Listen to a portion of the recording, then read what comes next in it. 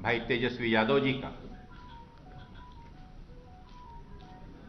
कि पिछले दिनों 2015 में भी एनडीए के खिलाफ, भारतीय जनता पार्टी की कुनीतियों के खिलाफ इसी प्रकार का एक महागठबंधन बना था और पूरे प्रदेश की जनता ने भारतीय जनता पार्टी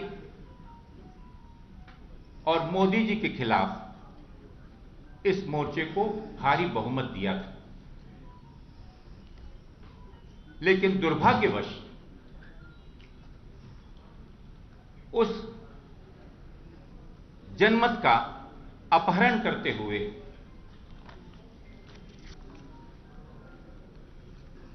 वही आदरणीय सम्माननीय नीतीश कुमार जी,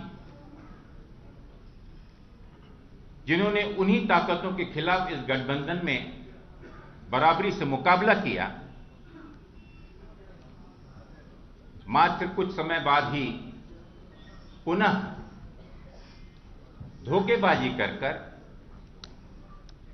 भारतीय जनता पार्टी से हाथ मिलाकर प्रदेश के उस जनमत को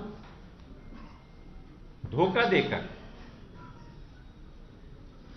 फिर सत्ता में आसीन हो गए। लोकतंत्र का, जनमत का एक बहुत भारी अपमान उन्होंने किया, जो बिहार की जनता कभी उन्हें माफ नहीं करेगी। और आज ऐसी परिस्थितियों में जब देश में एक बहुमत के अहंकार में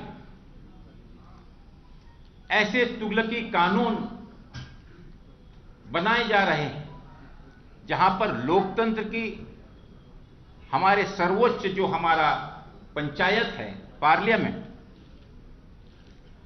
उनके सभी वैधानिक मूल्यों को अवहेलना करते हुए जो पिछले दिनों किसानों के विरोध में 3 कानून पास किए गए, आपने देखा होगा कि किसानों को किस प्रकार से उनके ही भूमि पर मजदूर बनने की नौबत आ रही। पूरे देश का किसान बौखलाया हुआ है, छला महसूस कर रहा है।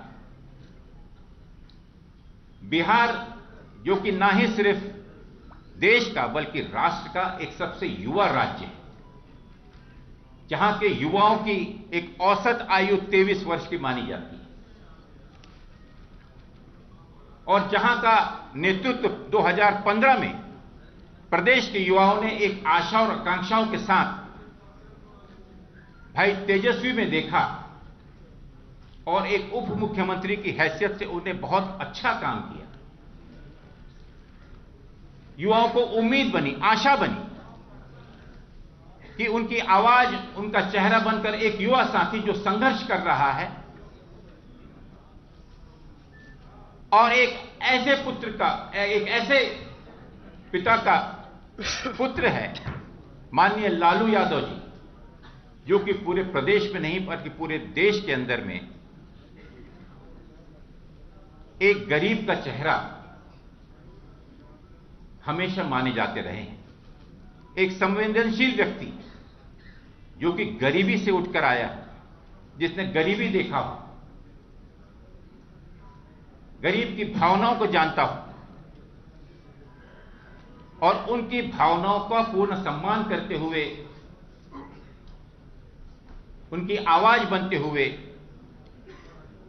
सरकार में उनकी आवाज को मजबूत करने का कार्य उन्हें अपने जीवन काल में किया।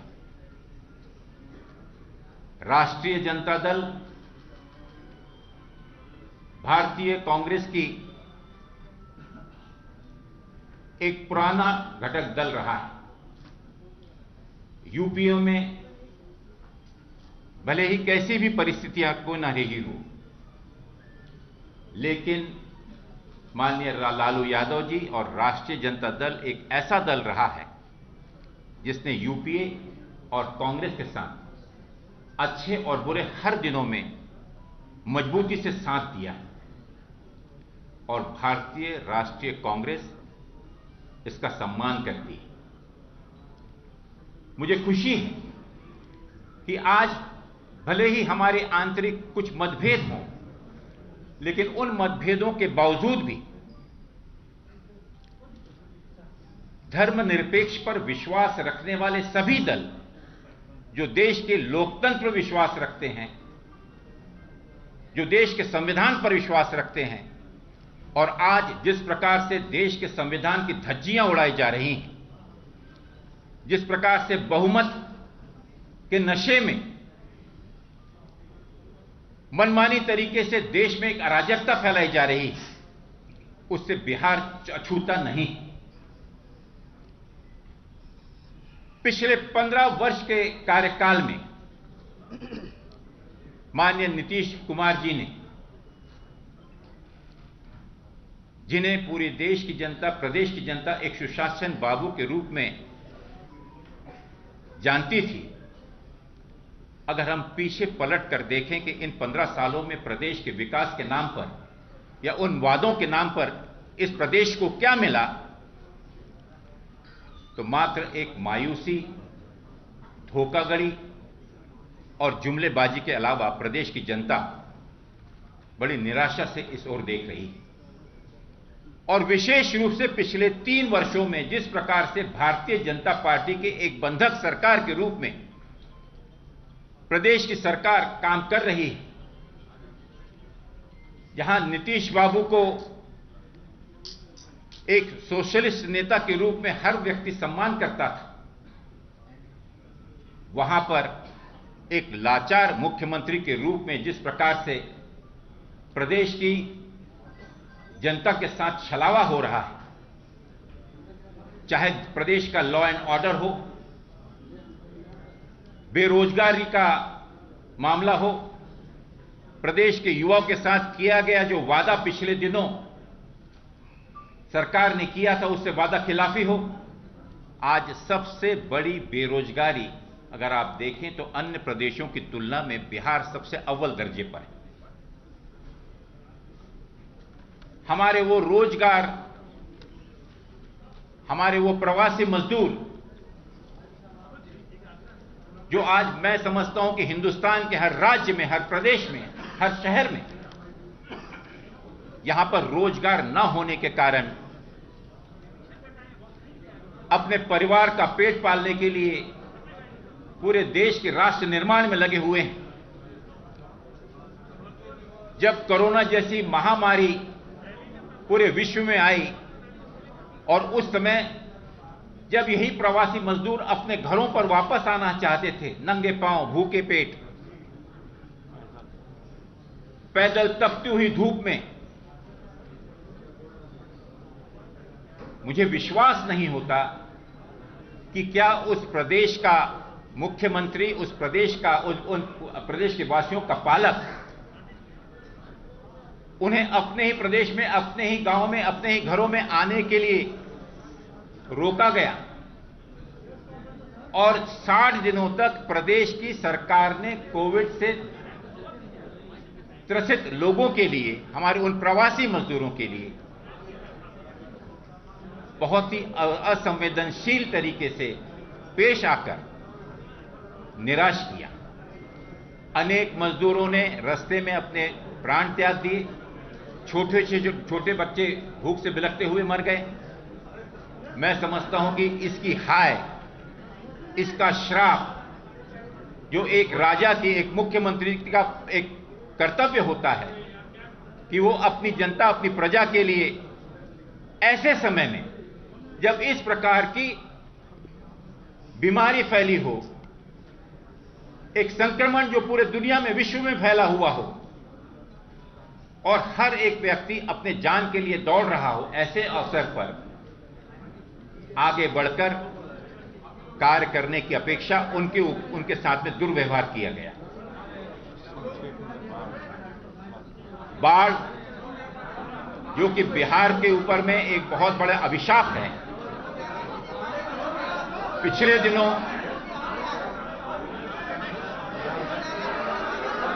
साथियों, ज्यादा वक्त ना लेते हुए इतना ही कहना चाहूंगा साथियों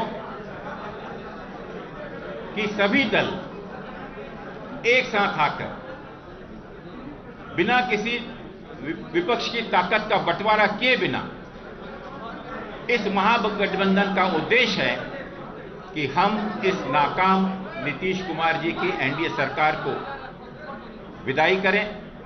और मुझे विश्वास है कि पूरा महागठबंधन इस बदलाव का संदेश 2020 का सबसे बड़ा संदेश, क्योंकि बिहार ने हमेशा देश को संदेश दिया है और इस चुनाव से पूरे देश में एक बदलाव की लहर आएगी। मुझे विश्वास है कि हमारे जितने भी घटक दल हैं, यूपीए के जितने भी घटक दल हैं, महागठबंधन में आए हुए सभी दलों का मैं स्वागत करता हूं और अखिल भारतीय कांग्रेस कमेटी की ओर से आश्वस्त करता हूं कि एक राष्ट्रीय पार्टी होने के बावजूद भी हम हमारे कार्यकर्ता, हमारे नेताओं के हितों को पीछे रखते हुए प्रदेश के हित में और प्रदेश के विकास के लिए इस बदलाव के लिए अंतिम क्षण तक का संघर्ष करते रहेंगे और विजय हासिल करेंगे। बहुत बहुत शुभकामनाएं देता हूं महागठबंधन के सभी नेताओं को और अपने शब्दों को विराम देता हूं। धन्यवाद। जय हिंद, जय बिहार।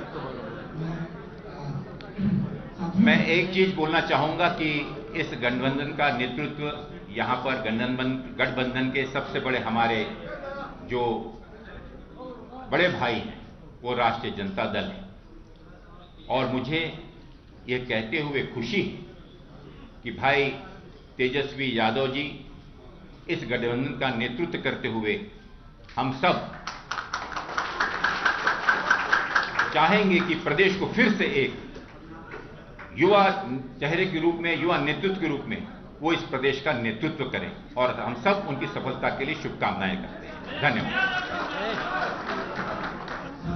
बिना वक्त गवाए मैं आग्रह करूंगा कि इस गठबंधन जो तमाम दल हैं उनके बदलाव के संकल्प के केंद्र में, नेतृत्व में जो हमारे नेता का विपक्ष है तेजस्वी यादव जी में विचार है। मंच पे कांग्रेस के वरिष्ठ नेता आदरणीय श्री अविनाश पांडे जी, आदरणीय श्री सदानंद सिंह जी, हमारे बड़े भाई तेज प्रताप यादव जी, पार्टी के वरिष्ठ नेता शिवानंद तिवारी जी, सीपीआई पार्टी से रामेश्वर प्रसाद जी, प्रवेश कुमार जी, ये सीपीआई माले के थे। सीपीआई से राम नरेश पांडे जी जो हमारे अभिभावक हैं, राम बाबू कुमार जी, सीपीएम से अवधेश कुमार जी, अरुण कुमार मिश्रा जी, हमारे बड़े भाई वीआईपी पार्टी के राष्ट्रीय अध्यक्ष मुकेश साहनी जी, पार्टी के प्रधान महासचिव राष्ट्रीय जनता दल के आलोक कुमार मेहता जी, सुनील सिंह जी, भोला जी और जितने भी हमारे प्रिंट इलेक्ट्रॉनिक मीडिया के हमारे यहाँ साथी हैं, सभी लोगों का स्वागत करते हैं। सबसे पहले मैं सभी दलों को जो इस महागठबंधन में शामिल हुए हैं और जो पहले से थे उनका आभार मैं प्रकट करता हूँ। मैं धन्यवाद देना चाहूँगा सभी वरिष्ठ नेताओं को जो यहाँ उपस्थित हैं और ख़ास तौर पे आदरणीय श्रीमती सोनिया जी का, राहुल जी का, प्रियंका जी का, येचुरी जी का, डी राजा जी का हम आभार प्रकट करते हैं कि हम लोगों ने एक धर्मनिरपेक्ष सामाजिक न्याय, बिहार के तरक्की के लिए एक मजबूत विकल्प बिहार की जनता के सामने रखा है। मैं धन्यवाद फिर से करूंगा कि इन सभी नेताओं ने, सभी दलों ने मेरे नेतृत्व में आगे करते हुए जो विश्वास मुझ पर जो रखा है, मैं वादा करता हूं कि मैं सभी के वादों पे खड़ा उतरूंगा। बिहार की जनता बदहाल है, परेशान है, बेरोजगार है, लाचार है, बीमार है और बिहार की जो डबल इंजन की सरकार, जो मौजूदा जो सरकार है, वो पूरी तरीके से आईसीयू में है। इसमें कोई दो राय नहीं होना चाहिए। अब तक बिहार से गरीबी नहीं मिटा पाए 15 सालों में, अब तक बेरोजगारी नहीं हटा पाए, अब तक भूखमरी खत्म नहीं कर पाए। बिहार में एक कारखाना नहीं लगा, लोगों नौजवानों पर डंडे बरसाने का काम किया है। किसानों को जो शोषण करने का काम किया है, अब तो लगातार 3 जो बिल लेकर के जो लाने का काम किया, सही मायने में नीतीश कुमार जी ने ये 2006 में किया था। इसके वजह से ये हाल हुआ कि बिहार के किसान और गरीब होते चले गए और पलायन करने पे मजबूर हो गए। ये पलायन नहीं रोक पाए। सुप्रीम कोर्ट के ऑर्डर के बाद भी नीतीश कुमार रोजगार नहीं दे पाए। हमें ज़्यादा कुछ नहीं कहना, लेकिन इतना हम ज़रूर कहेंगे कि बिहार की जनता अगर हमको मौका देगी तो उनके मान सम्मान की रक्षा हम करेंगे और सुरक्षा करेंगे, तरक्की पे लेकर के चलेंगे, सभी जात धर्म के लोगों को एक साथ लेकर के चलेंगे। अभी आप देखते होंगे अपने लोगों को ही, मजदूरों को जो 15 साल में पलायन नहीं रोक पाए, रोजगार नहीं दे पाए, जो बिहार आने से रोक दिया, उनको अपमानित किया, चिट्ठी निकाल के उन मजदूरों पर लाठी बरसाने का काम किया। ये बिहार के नौजवान, किसान, बेरोजगार, मजदूर, गरीब ये भूले नहीं हैं। हर घंटे में बिहार में 4 घंटे में बिहार में एक रेप होता है, 5 घंटे में एक हत्या होती है। तो इस पे ज़्यादा हमको विश्लेषण नहीं करना, लेकिन हम ठेठ बिहारी हैं। हम ठेठ बिहारी हैं, जो वादा करते हैं उसको हम पूरा करेंगे। और एक बात बता दें, हम ठेठ बिहारी होने के साथ साथ मेरा डीएनए भी बहुत शुद्ध है। अभी जो मौजूदा सरकार है, जल, पानी एक जगह जो जम जाता है, उस जल के जमने से कीचड़, काई, बीमारी जो फैलती है, ऐसी स्थिति मौजूदा सरकार की है। बिहार को एक विकल्प चाहिए। शुद्ध जल जो बहता है, जैसे नदी का बहता है, वैसा बिहार को विकल्प चाहिए, जो कि हम लोग एक नदी के तरह शुद्ध बहती हुई जल के धारा की तरह वो बिहार की जनता को हम लोग देने का काम करेंगे।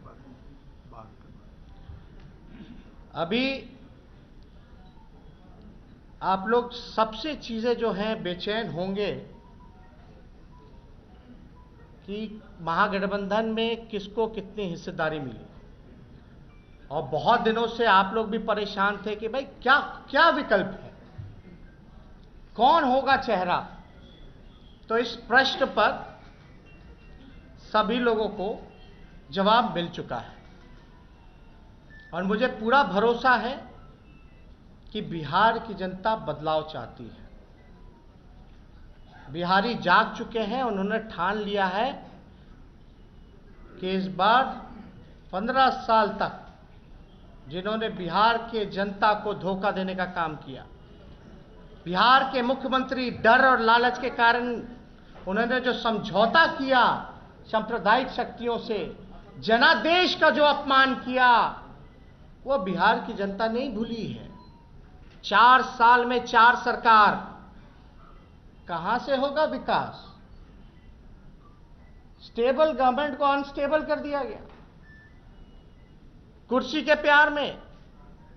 उनको बिहार की चिंता नहीं। कहते होंगे बिहार हमारा परिवार है। बिहार भाषण से नहीं, काम पे विश्वास करता है।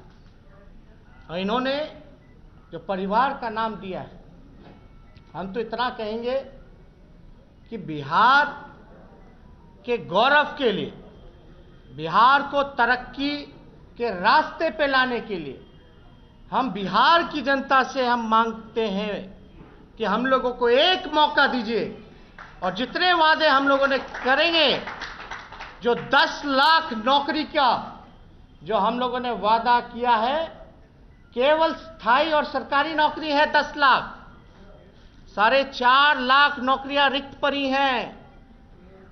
शिक्षा विभाग में, पुलिस महकमे में, स्वास्थ्य विभाग में, इंजीनियरिंग डिपार्टमेंट्स में लगभग 4.5 लाख। राष्ट्र औसत के मुकाबले लाने के लिए हमको 5.5 लाख और चाहिए। सभी मानकों को पूरा करते हुए जो आंकड़ा 10 लाख का बनता है, और हमने ये वादा किया है बिहार की जनता से कि पहले कैबिनेट में पहले कलम से पहले हस्ताक्षर से 10 लाख रोजगार, सरकारी और स्थायी नौकरी हम बिहार के नौजवानों को देने का काम करेंगे।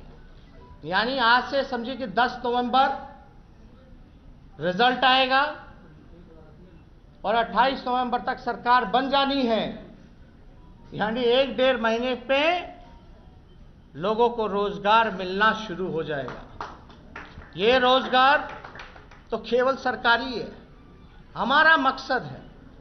और ये सरकारी नौकरियों में भी जो फॉर्म की जो फीस जो जमा होती है उसको भी हम लोग खत्म करेंगे। कोई पैसा उस फॉर्म का हम लोग नहीं लेने का काम करेंगे। आगे हम लोग सभी दल यहां बैठे हैं, आगे हम लोग अपना ब्लूप्रिंट, क्या विजन है हमारा, हर एक सेक्टर को सारे हमारे बुद्धिजीवियों से, एक्सपर्ट से, इकोनॉमिस्ट से हमारी बातचीत चल रही है। इस पे हम लोग काम कर रहे हैं और जल्द ही कुछ दिनों के बाद अंतिम रूपरेखा दी जा रही है। वो आप लोगों के सामने एक कॉमन मिनिमम प्रोग्राम के तहत वो आप लोगों के सामने हम रखेंगे अलग अलग क्षेत्रों का। मैं मानता हूं कि यहां जितने दल हैं सभी पार्टियां चाहती थी कि भाई ज्यादा से ज्यादा सीटें उनको मिले, और जितने भी महागठबंधन के सीपीआई, सीपीएम, माले, कांग्रेस, वीआईपी, आरजेडी के जितने भी कार्यकर्ता या वर्कर, नेता, पदाधिकारी, उनसे हम इतना कहना चाहेंगे कि निराश मत होइए। कहीं सीट एडजस्टमेंट में अगर एडजस्ट नहीं हो पाए, मैं उन सभी लोगों को कहना चाहूंगा कि बिहार को बचाने के लिए छोटी सी कुर्बानी हम लोगों को देना पड़ेगा, और आपके इस कुर्बानी का हम मान, सम्मान और रक्षा हम करेंगे, और बेहतर रिजल्ट हम ला करके देने का काम करेंगे। तो आप लोगों से जो हम लोगों का फैसला हुआ है सभी गठबंधन के नेताओं का, तो हम आपको नंबर बता दें।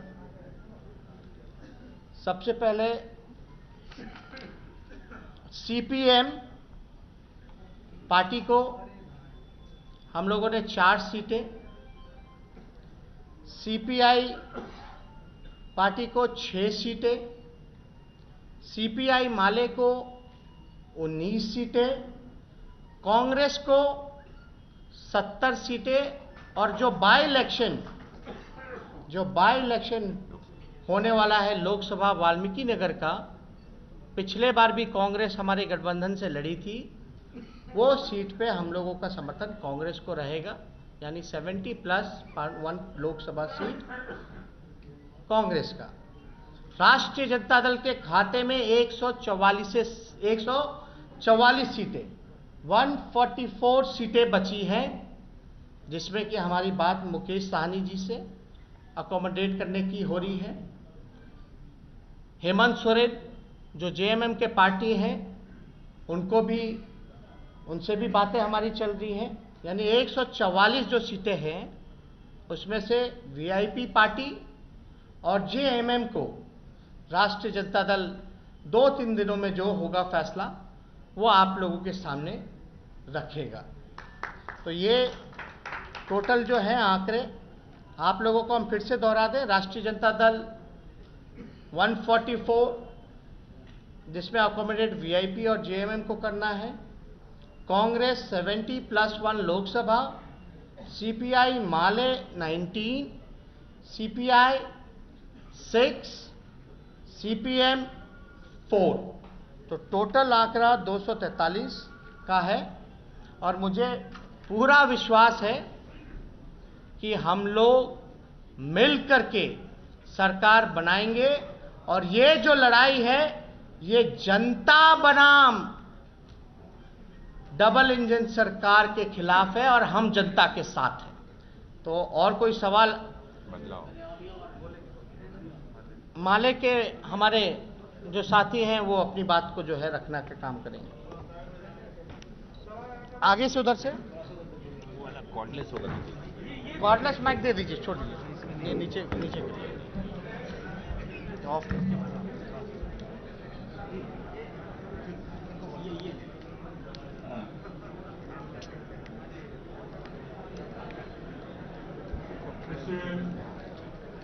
प्रेस कॉन्फ्रेंस में कांग्रेस के वरिष्ठ नेता पांडे जी, भाई सदानंद जी, आरजेडी के तेजस्वी जी, शिवानंद जी, मनोज जी और सीपीआई के किरार पांडे जी, पांडे जी, सीपीएम के अवधेश जी और इस प्रेस कॉन्फ्रेंस में उपस्थित तमाम देश के साथी हैं। सबसे मैं पहले कहना चाहता हूँ, ये तो जी अरे ना आशीर्वाद भी गठबंधन हुआ है, किस परिस्थिति में हुआ है इसको सोचेगा।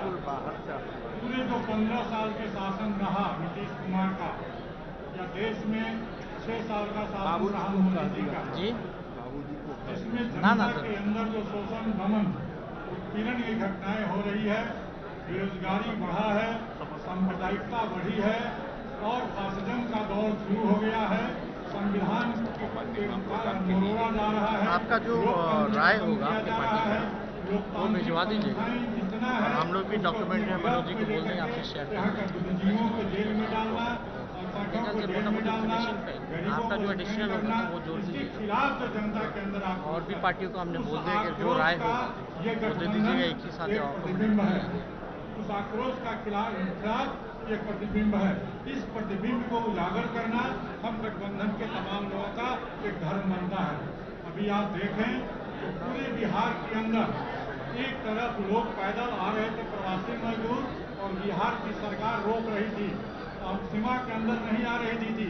कितना कठोर यह सरकार है, कितना संविधान विरोधी यह सरकार है कि जिसका घर है उसको घर में आने की इजाजत नहीं दे रही है। और ये सरकार इस तरह से प्रवासी मजदूरों को भूखे मरने के लिए छोड़ दिया, बिना दवा के छोड़ दिया। आज कोरोना काल में तमाम जो चिकित्सक संस्थाएं हैं वो सारे के सारे फेल हैं और एक प्राइवेट हॉस्पिटल में 4 लाख 5 लाख इलाज है। किस गरीब की ताकत है जो वहाँ जाकर के कोरोना का इलाज करा सकता है? यहाँ टेस्ट भी बहुत कम हो रहा है, यहाँ जाँच भी बहुत कम हो रहा है, रिपोर्ट नहीं आ रही है, लोग ऐसे भी मर रहे हैं घर में और कोरोना संकट तमाम चीजें का ये हो रहा है। इसलिए आप देखेंगे यहाँ का कोरोना काल में लोगों की जान की परवाह नहीं करना, और बिहार तबाह है, उनकी सुरक्षा नहीं करना, उनकी मदद नहीं करना, और इसी परिस्थिति में चुनाव हो रहा है। मित्रों, यहाँ की शिक्षा संस्थाएं बर्बाद हो गई है।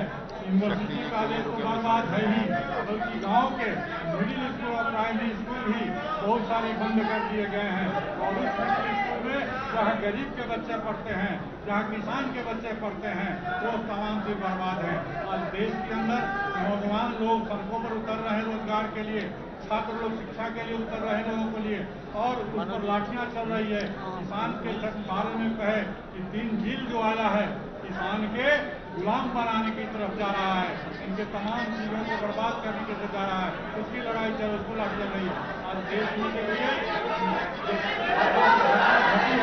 भद्रस की घटना में किस तरह से देश के अंदर एक लोकतंत्र का हत्या हो रहा है और खतरनाक घटना है। इस घटना के लिए तमाम लोग आगे बढ़ रहे हैं।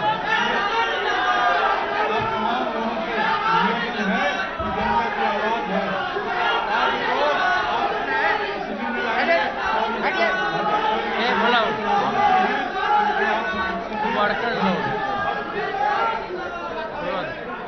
तेजस्वी जी इस गठबंधन के नेता हैं, इनको सब कोई मान रहा है और इसको लेकर के हमको आगे बढ़ना है। साथियों, जो भी अलग अलग दलों के सहयोगी हमारे गठबंधन दल के नेता हैं, हर व्यक्ति बोलने जा रहे हैं। मैंने पहले ही कहा कि ये सिर्फ व्यक्तियों का इकट्ठा होना नहीं है, विचार का इकट्ठा होना है। अब हम अपने साथी मुकेश सहनी जी को बहुत बहुत धन्यवाद। शांति शांति शांति शांति शांति।